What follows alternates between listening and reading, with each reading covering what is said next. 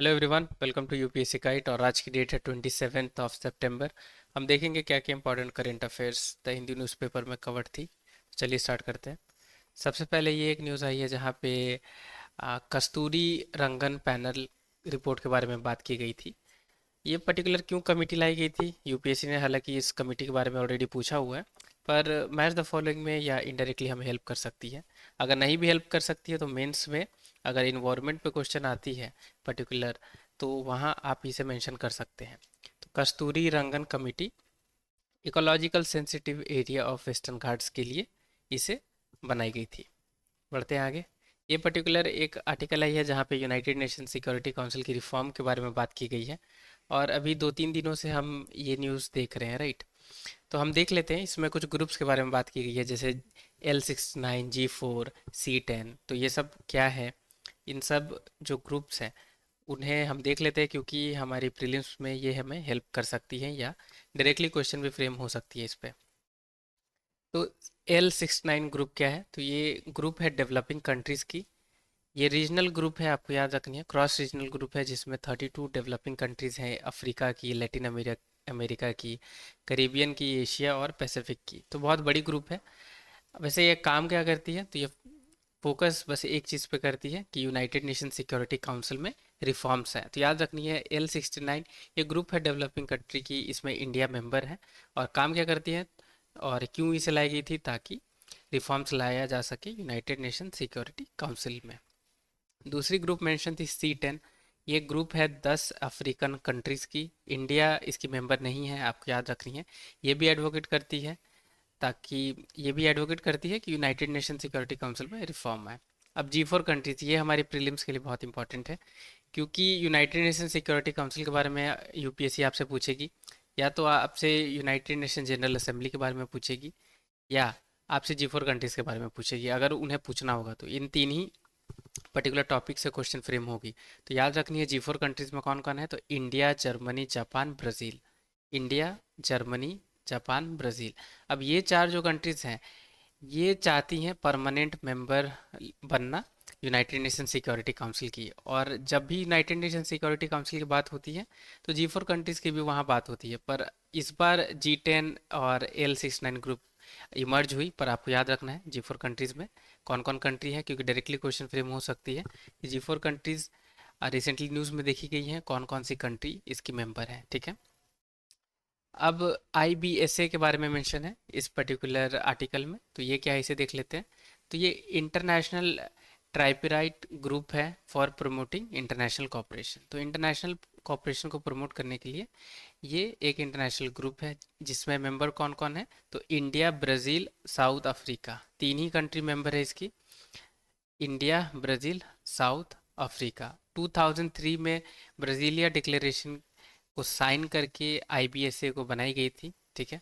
और ये क्यों बनाई गई थी? ये इसलिए बनाई गई थी ताकि यूनाइटेड नेशन सिक्योरिटी काउंसिल में रिफॉर्म्स आए, ठीक है। तो अभी हमने कितनी ऐसी बॉडीज़ देखी जो रिफॉर्म्स के लिए ही लाई गई थी। तो ये L69, C10, G4 और IBSA।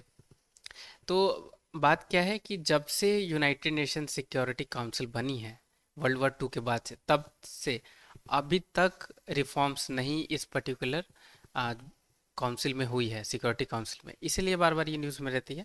और हर साल मीटिंग होती है, right, United nation security council की या यूनाइटेड नेशन जनरल असेंबली की। तो वहाँ हमेशा ये बात रखी जाती है। बढ़ते आगे।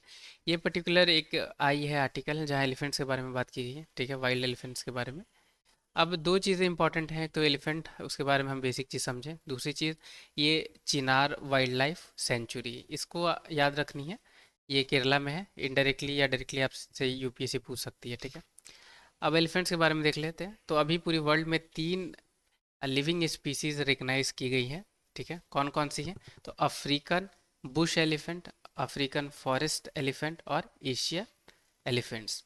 अफ्रीकन बुश एलिफेंट्स और एशियन एलिफेंट्स, याद रखनी है, बुश और एशियन, ये दोनों लिस्टेड है इंडेंजर्ड में, ठीक है, इंडेंजर्ड है ये।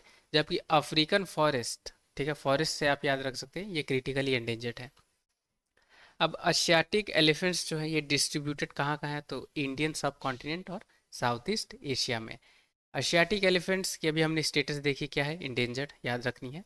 ठीक है। और इनकी स्किन स्मूथ रहती है अफ्रीकन एलिफेंट्स के कंपैरिजन में। सेकेंड लार्जेस्ट स्पीसीज हैं एलिफेंट के अफ्रीकन बुश एलिफेंट के बाद एशियाटिक एलिफेंट्स, याद रखनी है। एशियन एलिफेंट्स है सेकेंड नंबर पे लार्जेस्ट है। तीन जो स्पीसीज हैं एलिफेंट की उसमें, याद रखनी है आपको। और साइड्स में अपेंडिक्स 1 में ये आती है। फीमेल जो एलिफेंट्स रहती हैं वही पूरे ग्रुप की हेड होती हैं, याद आपको रखनी है। बहुत ही डिटेल में एलिफेंट्स के बारे में यूपीएससी ने पूछा हुआ था। ठीक है। और अब इस साल भी बहुत ज़्यादा एलिफेंट्स न्यूज़ में है, तो आप ये सारी चीज़ें हैं, इसे अपने दिमाग में ज़रूर रखें, आपको हेल्प करेगी अगर एलिफेंट पे क्वेश्चन आती है तो। बढ़ते हैं आगे। अब ये पर्टिकुलर एक आर्टिकल आई है जहाँ पे central drug standard control organisation ने कुछ सैंपल्स लिया 50 ड्रग्स की, जो स्टैंडर्ड मेंटेन नहीं कर रहे थे, जो क्वालिटी थी उनकी वो काफ़ी लो ग्रेडेड थी। तो अब हम देखेंगे सी डी एस सी ओ के बारे में, प्रीलिम्स के लिए इम्पोर्टेंट हो सकती है। हालांकि कुछ मंथ पहले भी इसके बारे में डिस्कस मैंने किया हुआ था आपसे, राइट। तो अब देख लेते हैं दोबारा इसे। ये इंडिया के नेशनल रेगुलेटरी बॉडी है जो रेगुलेट करती है क्या, तो कॉस्मेटिक, फार्मास्यूटिकल्स और मेडिकल डिवाइसेस को। अब ये सेम है आपको याद रखनी है, इसकी फंक्शंस सेम है फूड एंड ड्रग एडमिनिस्ट्रेशन जो यूनाइटेड स्टेट्स की है, और यूरोपियन मेडिकल मेडिसिन एजेंसी जो यूरोपियन यूनियन की है। ठीक है। तो ये सेम फंक्शन करती है इनके जैसे। जितने भी मेडिकल डिवाइसेस हैं इंक्लूडिंग इम्प्लांट्स हो या कॉन्ट्रासेप्टिव्स हो, ये सारी आती है किसके अंदर, तो central drug and standard control organisation के अंदर। याद रखनी है रेगुलेटरी बॉडी है, और क्या रेगुलेट करती है, तो फार्मास्यूटिकल, मेडिकल डिवाइस और कॉस्मेटिक। याद रखनी है आपको कि drug controller general of India ये हेड करते हैं सी डी एस सी ओ को। ठीक है।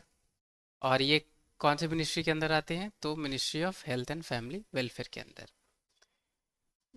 काम क्या क्या करती है particular drug controller general of India, तो नई ड्रग्स हो या मेडिकल डिवाइस हो या डायग्नोस्टिक हो या इंपोर्ट रजिस्ट्रेशन करनी हो, बायोलॉजिकल कोई सी भी मेडिकेशन हो या कॉस्मेटिक हो या क्लिनिकल ट्रायल्स हो, ये सारी चीज़ों को देखते हैं drug controller general of India. याद रखनी है ये जो सी डी एस सी ओ ये रेगुलेटरी बॉडी है, ये कॉन्स्टिट्यूशनल या स्टैट्यूटरी बॉडी नहीं है। टू लाइन स्टेटमेंट या टू स्टेटमेंट, जो दो स्टेटमेंट वाली यूपीएससी अब क्वेश्चन पूछने लगी है, तो उसके हिसाब से ये इंपॉर्टेंट हो सकती है। बढ़ते हैं आगे।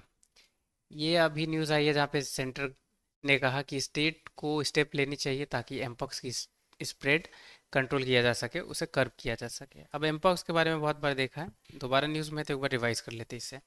तो इन्फेक्शियस वायरल डिजीज़ है जो ह्यूमन एनिमल्स दोनों में होती है। सिम्टम्स क्या हैं, तो रैशेस हो जाती हैं जो बाद में ब्लिस्टर्स की फॉर्म ले लेती है। लंप नॉट्स में भी सूजन हो जाती है, राइट। इसमें अगर ये इन्फेक्शन कम होगी तो खुद ब खुद इंडिविजुअल रिकवर कर लेते हैं, उनकी उन्हें खास कोई ट्रीटमेंट की ज़रूरत या आवश्यकता नहीं पड़ती है। पर बहुत ज़्यादा अगर इन्फेक्शन हो तो ट्रीटमेंट उन्हें लेनी पड़ती है। Human to human transmission possible है, कैसे पॉसिबल है, तो डायरेक्ट कांटेक्ट अगर इन्फेक्शन स्किन इन्फेक्टेड स्किन से होगी या बॉडी फ्लूइड से होगी, यहाँ तक कि सेक्सुअल कांटेक्ट से भी एमपॉक्स यानी मंकी पॉक्स फैलती है। अभी तक कोई वैक्सीन इसकी डेवलप नहीं की गई है एमपॉक्स की, याद रखनी है। स्मॉल पॉक्स की जो वैक्सीन हैं यही इफेक्टिव है, तो इसे ही यूज़ किया जा रहा है। कोई भी स्पेसिफिक अभी ट्रीटमेंट भी अवेलेबल नहीं है एमपॉक्स के लिए। और एमपॉक्स कहाँ एंडेमिक है, तो याद रखनी है सेंट्रल और वेस्टर्न अफ्रीका में है ये। जो नेचुरल रिजर्वायर इनकी सस्पेक्ट की गई है वो स्मॉल स्पीसीज ऑफ मैमल्स में की गई है। हालांकि नाम इसकी मंकी पॉक्स है, पर हमें हमें ये पूरी जानकारी नहीं है या हमारे पास कोई ऐसी डेटा नहीं है जिसके हिसाब से हम कह सकते हैं कि मंकी ही इसकी नेचुरल रिजर्वायर है। हालांकि निपा वायरस में तो हमें पता है कि पिग्स हैं या इंडिया में फ्रूट्स बैट्स हैं, राइट। पर एमपॉक्स में अभी हमारे पास ऐसी कोई स्पेसिफाइड डेटा नहीं है। याद रखनी है पहली ह्यूमन केसेस कहाँ देखी गई हैं, तो democratic democratic Republic of Congo में 1970 में। याद रखनी है एनिमल में ही ये पहली केसेस देखी गई है। ये बेसिक है, अगर यूपीएससी ये मंकी पॉक्स के बारे में आपसे पूछेगी तो इतनी जानकारी से आप बिल्कुल क्वेश्चन सॉल्व कर लेंगे।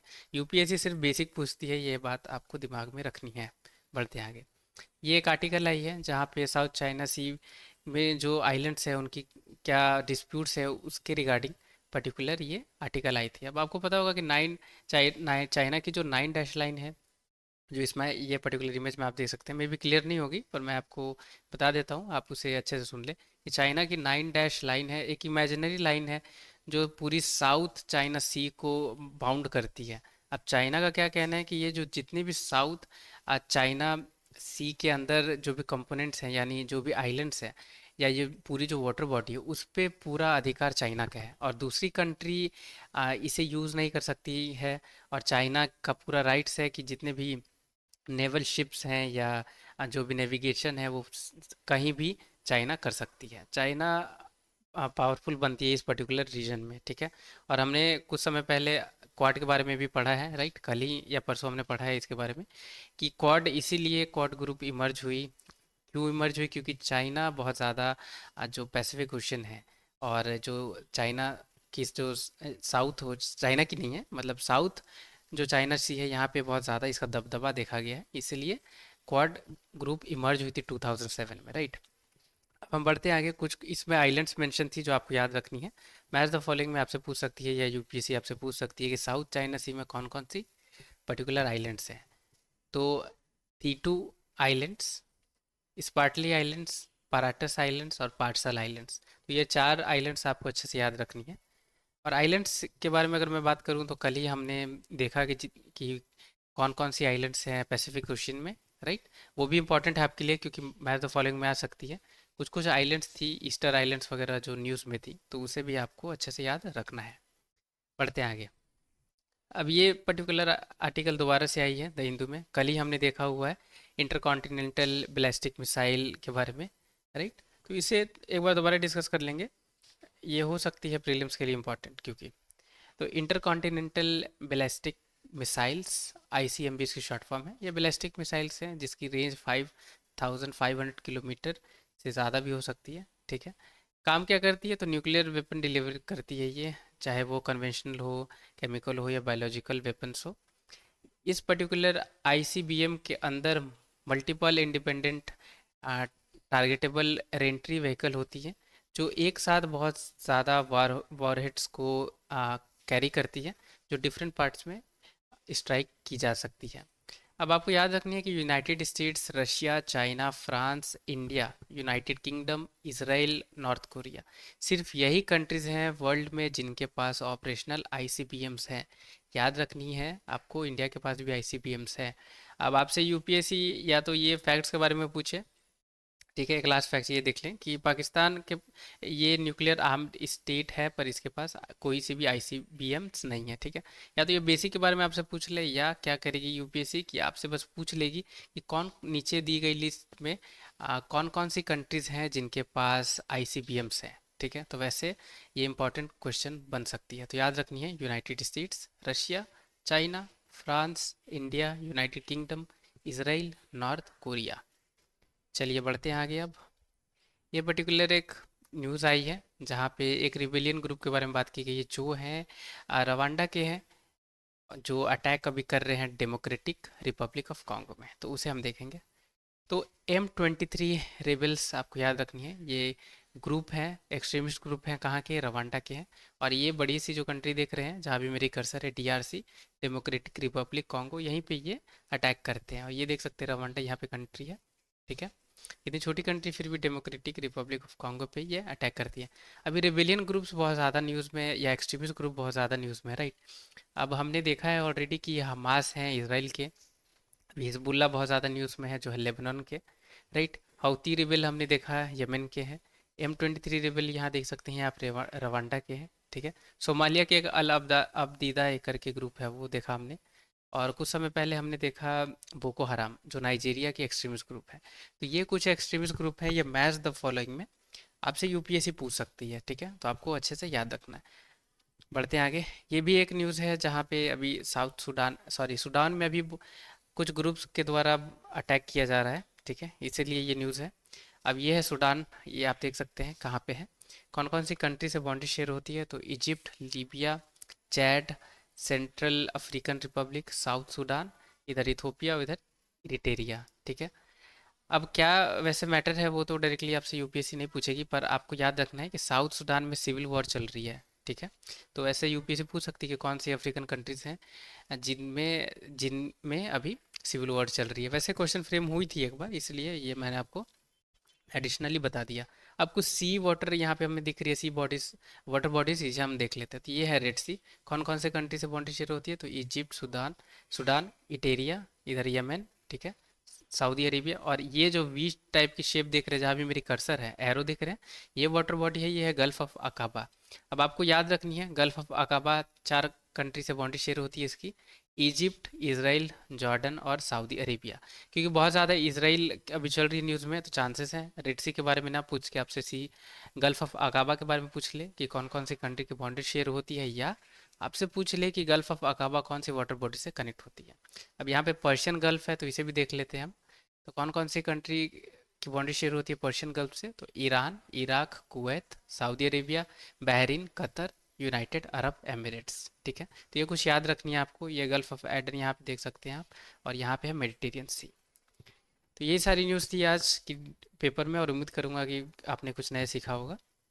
कुछ सीखा है तो ज़रूर वीडियो को लाइक करें, और चैनल पे नए हैं या अभी तक आपने सब्सक्राइब नहीं किया तो प्लीज़ चैनल सब्सक्राइब करें। टिल द टाइम के लिए टेक केयर। मिलते हैं कल की न्यूज़पेपर एनालिसिस में। टिल द टाइम के लिए take care. Have a great day ahead.